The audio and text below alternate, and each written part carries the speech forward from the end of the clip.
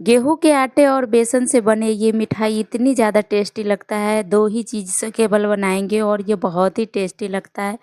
खाकर आपको ऐसे लगेगा जैसे इसमें माँ बाप वगैरह डाला हुआ है, लेकिन ऐसा कुछ भी नहीं डालेंगे। बिल्कुल घर में पड़ी चीज़ों से बना के तैयार करेंगे इस मिठाई को, और ये बहुत ही टेस्टी एकदम दानेदार बनता है फ्रेंड। तो फिर देरी किस बात की, आइए बिना देर किए इस रेसिपी को हम शुरू कर लेते हैं। इस रेसिपी को बनाने के लिए इधर हमने गैस पे रख दिया है कढ़ाई, गर्म हो चुका है पूरी तरीके से। अब यहाँ पे मैं डाल रही हूँ 1 कटोरी गेहूं का आटा। जिस कटोरी से हम आटा लेंगे उसी से बेसन भी लेंगे, सेम 1 कटोरी बेसन भी हमें लेना है। तो यहाँ पे इसको भी हम डाल देंगे और दोनों को डाल के हम भून लेंगे अच्छे से। तो ज़्यादा लो टू मीडियम ही रखिएगा गैस का फ्लेम, ज़्यादा हाई नहीं कीजिएगा।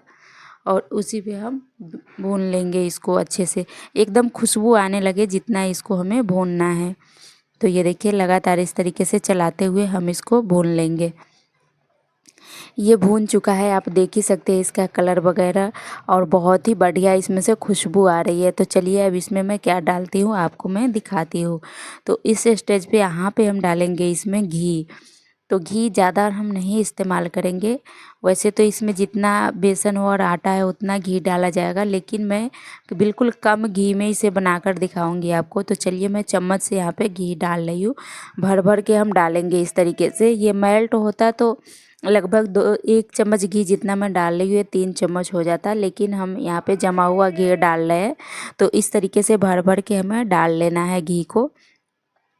ये दूसरा चम्मच मैं भर के डाल रही हूँ, यहाँ पे आप देख ही सकते हैं। टोटल मैं यहाँ पे इसी तरीके से भर भर के 4 चम्मच घी का इस्तेमाल करूँगी, और उसमें ये एकदम परफेक्ट हो जाएगा। तो इतना ही हमें घी चाहिए यहाँ पे। तो ये देखिए तो 2 चम्मच घी अब तक हमने डाल दिया है भर भर के, और इसे इसी तरीके से मिक्स करते जाएंगे, भूनते जाएंगे। 2 चम्मच घी इसमें मैं और डालूँगी। तो चलिए यहाँ पे मैं फिर डाल के दिखा रही हूँ आपको। ये तीसरा चम्मच मैंने डाला। एक एक चम्मच डालेंगे और इसको पहले मिक्स करेंगे, उसके बाद भी हम इसमें डालेंगे। तो टोटल मैं यहाँ पे भर भर के 4 चम्मच घी का इस्तेमाल करूँगी इसी तरीके से। ये देखिए, और इसे भूनना भी है। गैस का फ्लेम हमने लो कर दिया है, अब इनको हम लो फ्लेम पे ही भूनेंगे। तो इस तरीके से घी डालेंगे और इन्हें हम लो फ्लेम पे भूनेंगे। टोटल मैंने 4 चम्मच घी डाल के और इसे भूना है लगभग 3 मिनट के करीब, और इसका कलर आप देख सकते हैं बिल्कुल चेंज हो गया है। अब इस स्टेज पे यहाँ पे मैं क्या डालती हूँ, चलिए मैं आपको दिखाती हूँ। तो यहाँ पे हमें दूध डालना है। दूध हम यहाँ पे 3 से 4 चम्मच के करीब डालेंगे। दूध को हमने पहले से ही उबाल के रख लिया था, और ठंडा करके उसके बाद मैं इसमें इसको डाल रही हूँ। इस तरीके से मिक्स करते जाएंगे और डालेंगे। टोटल 4 से 5 चम्मच के करीब दूध डालना है। गैस का फ्लेम हमने बिल्कुल लो कर दिया हुआ है, और इसमें हम दूध को डालेंगे। इसी तरीके से इसे हम मिक्स करते जाएंगे। अब मैं यहाँ पे डाल रही हूँ चीनी। तो मैं चीनी ऐसे ही साबुत डाल दे रही हूँ, आधी कटोरी। अगर आप चाहे तो यहाँ पे पाउडर डालिएगा तो ज़्यादा बेस्ट रहेगा। गैस का फ्लेम बंद कर दीजिएगा और चीनी का पाउडर डालिएगा। चीनी का पाउडर डालिएगा तो आप 1 कटोरी यहाँ पे भर के डाल लीजिएगा। लेकिन जब मैं यहाँ पे चीनी डाल रही हूँ ना, तो ये जल्दी मेल्ट नहीं होगा, इसलिए मैं आपको बोली हूँ कि चीनी का पाउडर डालिएगा। तो इसको मेल्ट करने में लो फ्लेम पे ही हमने लगभग 5 मिनट के करीब पकाया है। तो चीनी अच्छे से मेल्ट हो चुका है। बीच में मैंने दूध का छींटा भी मारा है। तो इस तरीके से अब ये हो चुका है। गैस का फ्लेम हमने बंद कर दिया है। यहाँ प्लेट को घी से ग्रीज कर लेंगे, और इसमें हम सारा मिश्रण को डाल देंगे और इसे हम जमाएंगे। तो लगभग इसे आधे घंटे तक तो छोड़ ही दीजिए जमा के, इस तरीके से ठंडा होने के लिए पूरी तरीके से एकदम इसमें ये सेट हो जाता है, और इसका टेस्ट इतना ज़्यादा बढ़िया आएगा फ्रेंड। तो इस तरीके से हम सारे को प्लेट में डाल लिए है, देख ही सकते हैं आप। अब इसको हमें जमाना है अच्छी तरीके से। आप चाहे तो इसकी लड्डू भी बना सकते हैं, लेकिन इस तरीके से बर्फ़ी बनाइएगा तो देखने में भी ज़्यादा बढ़िया लगता है, बच्चे को पसंद भी आएगा, और ये इसका टेस्ट बहुत ही अलग आएगा। आपको लगेगा ही नहीं कि आपने बस केवल ये 2 चीज़ों से बनाया हुआ है, इसमें मावा वगैरह सब चीज़ का टेस्ट आएगा। इतना बढ़िया लगता है। इस तरीके से एक बार ट्राई ज़रूर से कीजिएगा। और आटा से बना और बेसन से, ये दोनों चीज़ों से बना है ना, तो इसका फ्लेवर भी बहुत ही कमाल का आएगा, आप पकड़ ही नहीं पाएंगे कि ये किस चीज़ की बनी लड्डू है। इस तरीके से सॉरी बर्फ़ी, तो इसे इस तरीके से हमें सेट कर लेना है। देख ही सकते हैं आप, ये पूरी तरीके से जब ठंडा हो जाएगा ना तो ये एकदम से जम जाएगा। मैंने तो वैसे इसे 15 मिनट में ही कट कर लिया था, पूरी तरीके से ये ठंडा भी नहीं हुआ था। लेकिन आप इसे पूरी तरीके से ठंडा होने के बाद ही कट कीजिएगा। तो इस तरीके से इसे हम सेट कर लेंगे।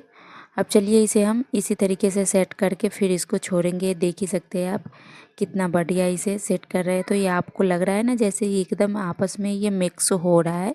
इस तरीके से हमें इसको मिक्स करना है, ये देखिए।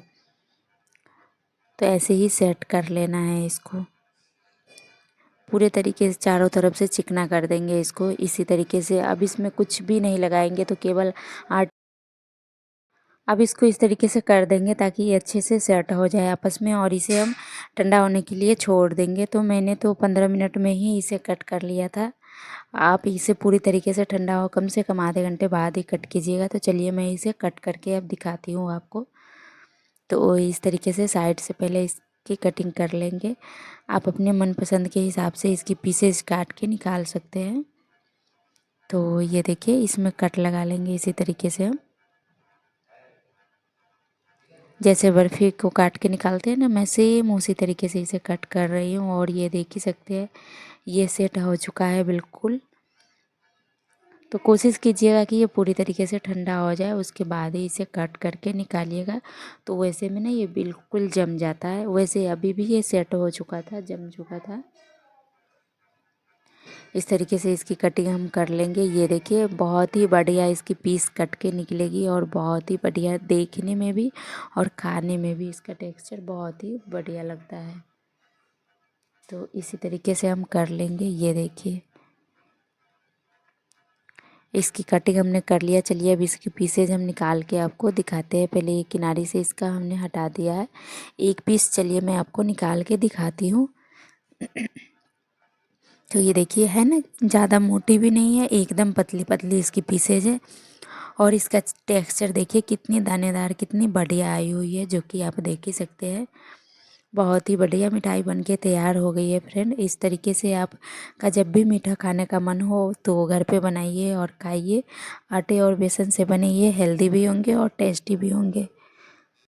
इसी तरीके से चलिए हम सारे पीसेज इसके निकाल लेते हैं और आपको दिखाते हैं कि ये कितना ज़्यादा बढ़िया बना हुआ है फ्रेंड। तो इस तरीके से एक बार बना के टेस्ट ज़रूर कीजिएगा, आपको बहुत ही पसंद आएगा। ये बहुत ही बढ़िया मिठाई बनी हुई थी। तो इसी तरीके से हम निकाल लेंगे इसको। इस जैसे हम आटे का हलवा वगैरह बनाते हैं ना, उस तरीके से आप इसे बना के खा सकते हैं। और कम से कम इसे आप 15 से 20 दिन तक रख सकते हैं। ये ख़राब बिल्कुल भी नहीं होगा, और खाने में भी ये बहुत ही टेस्टी लगेगा। तो चलिए यहाँ पे मैंने सारे पीस को निकाल लिया है। अब चलिए मैं इसको आपको तोड़ के दिखाती हूँ, इसका टेक्सचर वगैरह। ये देखिए एकदम मुंह में घुल जाने वाली और बहुत ही बढ़िया मिठाई बनके तैयार हुई है थी फ्रेंड्स। कैसी लगी आपको रेसिपी, आप कमेंट बॉक्स में ज़रूर से बताइएगा। मैं मिलती हूँ आपसे नेक्स्ट वीडियो में नेक्स्ट रेसिपी के साथ। तब तक के लिए bye bye, take care, thank you for watching.